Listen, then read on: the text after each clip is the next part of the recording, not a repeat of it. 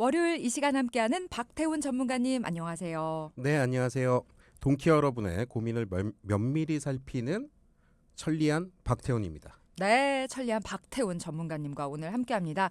자, 오늘 박태훈 전문가님이 나의 연금은 안전한가에 대해서 얘기를 해주신다고 하셨어요.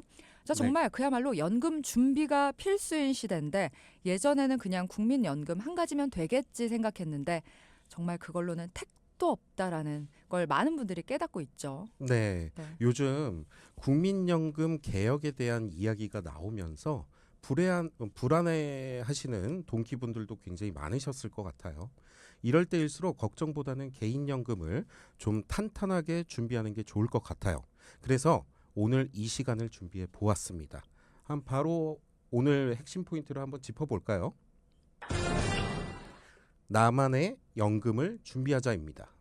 자, 오늘의 핵심 포인트로 나만의 연금을 준비하자 하셨는데 앞서서 개인연금 말씀해 주셨으니까 나만의 개인연금을 준비하자 이렇게 이해하면 또 될 것 같습니다. 그러니까 요즘에는 정말 많은 분들이 이제는 국민연금뿐만이 아니라 개인연금도 내가 탄탄하게 준비를 해야 된다라고 생각은 하고 계실 거예요. 근데 여력이 안 돼서 혹은 방법을 몰라서 망설이고 계실 텐데 그런 동키 분들이라면 오늘 방송 한번 찬찬히 들어봐 주시고요. 그럼 먼저 저희가 전문가님이 직접 상담해 주신 사연을 가지고 이야기를 계속 나눠볼게요. 방송에 맞게 재구성했거든요. 들어보시죠.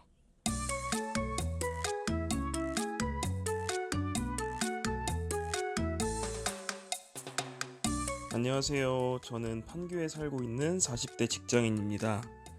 제가 비혼주의라서 혼자서 살고 있는데요. 형제도 없는 외동입니다. 그래서 부모님께서 걱정스러운 잔소리를 많이 해주시는데 저도 이제 40을 넘고 나니 은퇴까지는 20년이 안 남았고 혼자서 지내야 될 시간을 생각해보면 너무나도 긴 시간이라서 지금부터라도 준비를 철저히 하고 싶어서요. 도움을 받고 싶습니다. 주변에 보면은 정말 이런 분들이 많아요. 40대 이제 넘어가면서 뭔가 비혼을 선언하신 분들도 많은데 저도 뭐 마찬가지고 어떻게 준비를 해야 되나 참 걱정이 이제는 앞서는 시기이기도 합니다. 일단 우리 사연자분께서는 어떻게 생활을 하고 계신지 조금 더 구체적으로 알려주세요. 네, 사연자분은 현재 43세로 직장 생활을 하신 지 15년이 되셨어요. 혼자 살고 계셔서 또래분들에 비해서 취미 생활이 많으셨는데 요즘은 그런 취미 생활에 돈을 쓰는 것도 회의감이 든다고 하셨습니다. 그동안 자전거, 카메라, 테니스, 골프 등 안 해본 취미가 없을 만큼 고가의 취미를 즐기셨는데 이젠 장비를 하나둘씩 정리를 하고 계신다고 해요. 자산을 살펴보니까 작아긴 하지만 대출 상환은 10년 정도 남아 있었고요. 주식에 5천만 원 정도 있고 그리고 납입이 완료된 연금보험이 3,600만 원이 있었습니다. 그리고 현금은 3천만 원을 보유 중이셨어요. 현금 흐름을 살펴볼까요? 수입은 520만 원이고 보험료 65만 원, 대출 상환금 105만 원, 그리고 관리비 포함한 생활비가 200만 원을 사용을 하고 계셨습니다. 그러고 나니까 월 150만 원이 남았는데 이 금액은 모아뒀다가 자전거를 사신다든지 고가의 장비 구입에 사용을 하고 있었습니다. 네. 주변에 이제 어느 정도 40대 넘어가면서 경제적인 여력이 조금 있으신 이제 분들을 보면은 정말 스포츠 여행 이런 거를 끊임없이 반복을 하시더라고요. 그리고 이제 새로운 스포츠 취미가 또 생기면은 장비를 팔고 또 새로운 걸 구입하고 이런 게 정말 잦아요. 네. 그러면은 이제 사연자분의 현재 자산 상태는 사실 크게 문제가 없어 보이거든요. 네. 그런데도 참 노후가 걱정되고 준비를 해야 될 필요성을 느끼고 계신 건데 그러면 얼마나 이제 더 꼼꼼하게 점검을 해서 탄탄하게 만들어 주실지 기대해 보게 되네요, 오늘은. 지금은 직장에 다니셔서 덜 심심하시지만 네. 은퇴하게 되면 시간이 많아서 더 심심할 수도 있을 것 같다고 하시면서 네. 그때도 많은 취미 활동을 하실 수 있도록 물가 상승률을 고려해서 지금과 비슷한 수입을 원하셨어요. 그래서 600만 원 이상의 연금을 만들어 드릴 거고요. 거주의 문제 당연히 문제가 없어야 되겠죠. 그리고 혼자 사시다 보니까 보장성 보험도 역시 꼼꼼히 챙겨봐 드릴 거고요. 하나 더 노후가 시작될 때 연금 외에 목돈까지 방법까지도 만들어 드리려고 합니다. 네. 그러니까 정말 저희는 또 오늘 연금 하나만 생각을 하고 시작을 했는데 전문가님은 연금, 또 거주, 거기에 보험과 목돈 마련까지 다 든든하게 또 생각을 하고 준비를 하게 만들어 주신 것 같아요. 그러니까 주어진 상황은 다들 다르겠죠. 그런데 은퇴 전까지 우리가 어떤 준비를 하느냐에 따라서 또 각자가 원하는 은퇴 생활을 계획할 수가 있다. 이런 목표를 가지고 실행을 옮기는 게 중요할 것 같습니다. 자, 그럼 40대 이 싱글남의 노후가 또 어떻게 또 목표에 맞춰서 디자인이 될 수가 있었을까요? 늘 그렇듯이 현금 흐름을 재정비를 위해서 보장성 보험을 좀 체크를 해봤어요. 네, 보험료는 65만 원으로 다소 높았습니다. 그렇죠. 이렇게 높았던 이유는 33만 원의 종신보험이 1년 전에 지인을 통해서 좀 가입이 되어 있더라고요. 종신보험은 많은 분들이 아시다시피 사망보장을 주목적으로 하는 보험인데 가장이 사망했을 때 남겨진 가족을 위해서 가입을 하거나 상속을 준비하는 경우에 가입을 하는데 그런데 이분은 지금 싱글남이고 결혼 계획도 없으셨어요. 즉 종신보험은 이분에게 필요치 않은 보험이라는 거죠. 그래서 1년 낸 금액은 굉장히 아깝지만 앞으로 19년을 더 내셔야 된다라는 보험료의 부담이 있고요. 그리고 만약에 예를 들어서 그 보험을 유지를 했을 때 사망 시까지 그 금액들이 묶여 있다라는 그렇죠. 그 부분 때문에 정리를 하도록 했습니다. 네. 1년 동안 보험료 낸 거는 물론 아깝지만 앞으로 19년 그리고 사망 시까지 그 금액이 묶여 있다라는 걸 생각하면 네. 정말 1년은 아무것도 아니라고 또 할 수가 있을 것 같아요. 네, 맞습니다. 그리고 실손의료비를 포함한 종합보험이 32만 원이었어요. 10년 정도 유지가 되고 있었는데 갱신 없이 암진단비도 90세 만기로 잘 가입이 되어 있어서 나머지 좀 불필요한 특약들을 삭제를 하고요. 9만 원으로 조정을 했습니다. 그리고 과거에 보장의 범위가 좀 좁게 가입되어 있던 뇌, 심장, 혈관 보장의 범위가 좀 넓은 특약으로 보완을 좀 해드렸고요. 혼자이신지라 돌봄에 대한 필요성도 있어서 간병보험과 빠져있던 운전자 보험을 보강해드려서 보장성 보험료는 합계 20만 원으로 충분했어요. 65만 원의 보험료 지출에서 20만 원으로 조정을 하니까 45만 원의 불필요했던 지출을 줄일 수 있었습니다. 그러니까 말하자면은 45만 원이 매월 이제 연금으로 활용할 어떤 자산 여력으로 남는 거네요. 네, 그 재원으로 네. 활용할 수 있겠죠. 그러니까 이렇게 보장은 또 넓혀주시면서 보험료는 낮춰주고 이런 자산들을 활용해서 또 노후를 준비할 수 있는 기반을 마련을 해주신 것 같아요. 자, 저희가 1부에서 40대 싱글남의 미래 계획 또 노후 준비에 대한 사연을 살펴봤습니다. 지금도 정말 알차고 즐겁게 생활하고 계시지만 뭐 사연자분 역시 20년 후에 시작될 노후를 과연 어떻게 준비해 나가실까 고민이셨는데 박태훈 전문가가 일단 보험료로 많은 부분을 여력을 또 마련을 해주신 것 같아요. 당연히 보장 넓히고 또 거기에 저는 가장 중요하다고 봤던 게 싱글들은 나중에 이 간병보험이 참 중요한데 이런 것까지 세심하게 넣어주셨다. 그래서 보험을 줄이면서 또 연금을 준비해 나갈 여력까지 마련을 해주셨는데 이제 여기서 이제 더 나아가서 어떻게 더 여유를 만들어 주셨을까 조금 더 자세하게 짚어주세요. 네, 보험료를 우리가 45만 원 줄였잖아요. 네, 그러면은 현금 흐름을 다시 한번 짚어봐 드리면 네, 520만 원의 수입이 있고요. 그리고 대출 상환금 105만 원이 나가야 되고 그리고 보험료는 20만 원으로 조정을 했죠. 네. 그리고 생활비 200만 원을 제외하면 195만 원이 남습니다. 우선 연말정산 시 1인 가구라서 공제할 금액이 굉장히 적죠. 그래서 IRP 계좌로 연 900만 원까지 즉 월 75만 원으로 세액 공제를 받으면서 연금을 준비하시도록 만들어드렸어요. 그렇게 되면 13.2%씩 세액 공제 혜택을 받을 수 있으니까 그 금액은 무려 119만 원가량 됩니다. 네.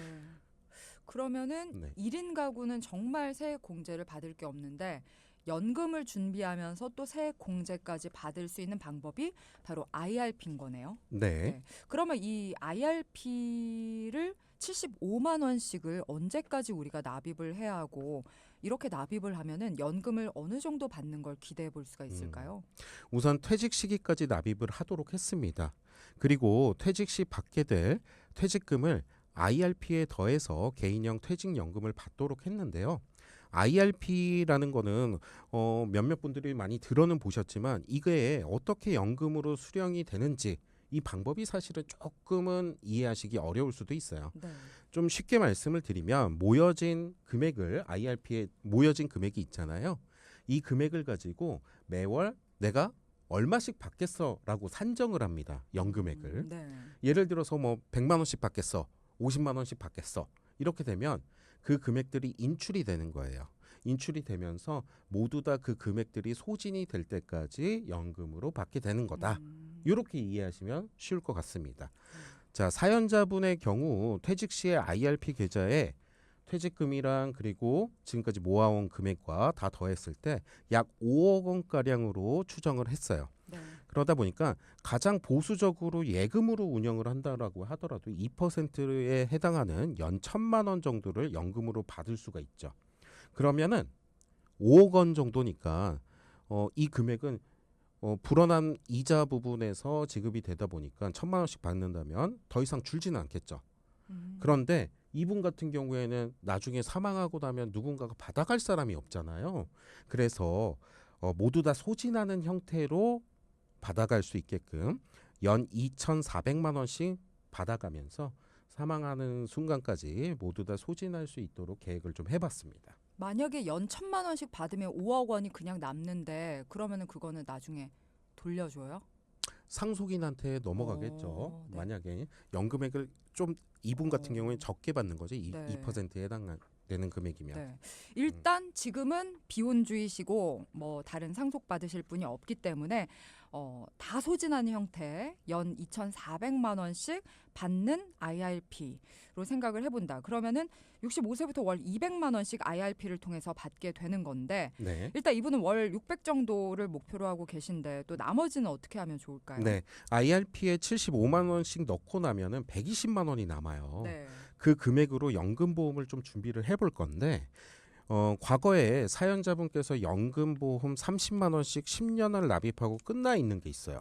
이것을 연금으로 받는 것보다 현재 연금 상품에 다시 넣어서 연금을 받는 게 더 유리합니다. 요즘 상품이 더 좋은가 보네요. 그 이유가 있어요. 네. 과거보다 금리가 좀 올라갔잖아요. 그리고 연금을 지급하는 지급률이 높은 상품들이 최근에 많이 나오면서 네. 이것들로 갈아타는 게 훨씬 더 유리한 경우들이 있습니다. 그래서 3,600만 원을 활용해서 월 120만 원을 150만 원까지 올렸습니다. 참고로 비과세 한도라는 게 있는데 월 150만 원까지는 비과세 한도에 해당됩니다. 15년을 납입하고 65세부터 연금을 수령한다면 월 240만 원을 종신토록 수령이 가능하거든요. 게다가 여기서 굉장히 핵심 포인트는 뭐냐면 비과세이기 때문에 연금을 받을 때 연금 소득에서 제외가 된다라는 점이 매우 핵심 포인트예요. 네. 그러니까 많은 분들이 좀 헷갈리실 것 같아요. 이 연금 보험은 또 연금 수령 시에 연금 소득세가 붙지 않는다. 이런 것들도 이제 제가 맞게 얘기했나요? 네, 하도 헷갈리는 거기 모든 때문에 연금 보험이 해당된다라는 것보다도요. 네. 비과세의 조건들이 몇 가지가 조건을 있습니다. 맞췄을 때. 네. 네.